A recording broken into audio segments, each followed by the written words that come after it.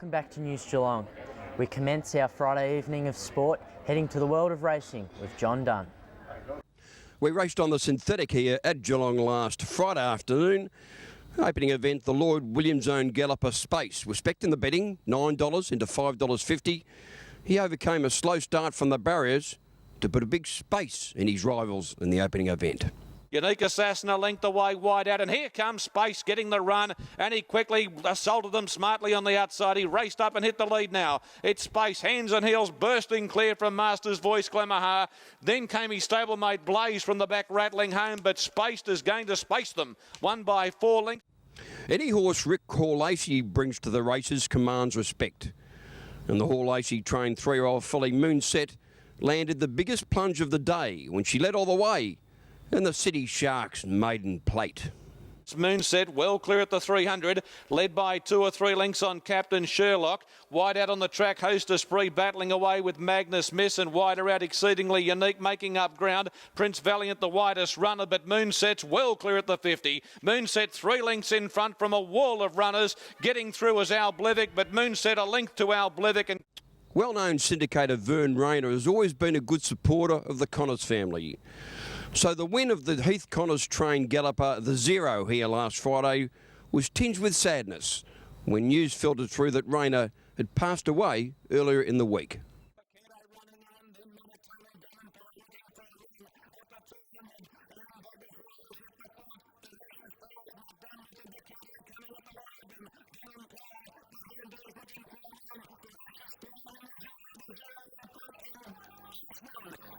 Synthetic track specialist jockey Craig Newitt, well, he landed the obligatory double when Ruby One came from well back, and the daughter of Testarosta just got there in the final event.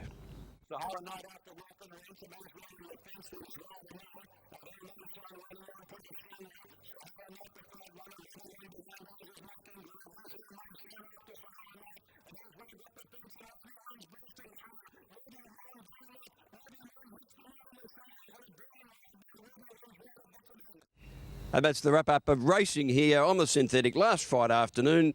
And we do it all again next Friday. And Alex, we hope to see you not get too far lost in Lithuania. Thanks for that, JD. Always interesting to hear what's going on the synthetic. We'll head to the world of football now, going to visit the Geelong Falcons' Paddy McCartan. Age players at the Falcons, but now we're going to the youngster and Paddy McCartan, fresh from state duties. Tell us about your experience on the weekend. Yeah, mate, it was pretty tough. I mean, they were a pretty good squad. We travelled over there on Friday and went with all the boys and, you know, a bit of bonding and stuff like that. So that was good. And then played yesterday, and the weather was pretty good for us, really. About 20 degrees and, you know, a bit better than over here, obviously, which was good, but they were pretty big, pretty mature bodies, obviously. A lot of them playing in the SANFL. So, yeah, we got done by about, I think it was 5 or 6 goals in the end. But it was a really good experience for a lot of the boys, I think, just learning what it takes to be like at that level and the body you need to be playing at that level. So, yeah, it was good. Now, for those just viewing, that was South Australia that Vic Country played.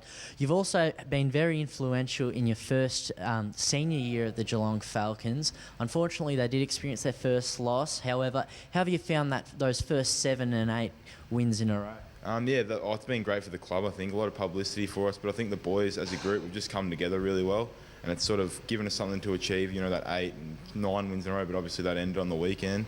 But I think we've bonded really well as a group, and I think that's been one thing that's really helped us a lot, is the way we've come together and learned from each other and our strengths and weaknesses and things like that. And that's come from the pre-season as well, I guess, like learning from each other and a lot of those things. So it's been really good, yeah.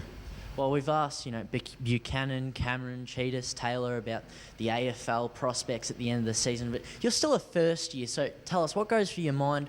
What are the boxes you want to tick at the end of the year of your first year at senior TAC Cup level? Well, no, I guess the ultimate would be winning the flag with the boys. I mean, you've done all the pre-season together and things like that, so to win a flag would be great.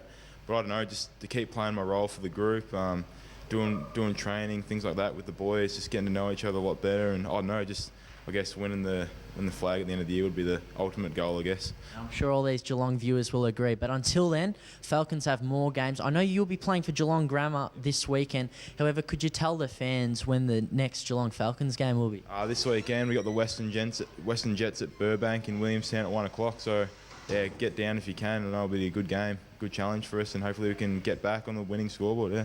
Well, we'll hope to talk to you after this flag. All right. Yeah, sounds good, mate.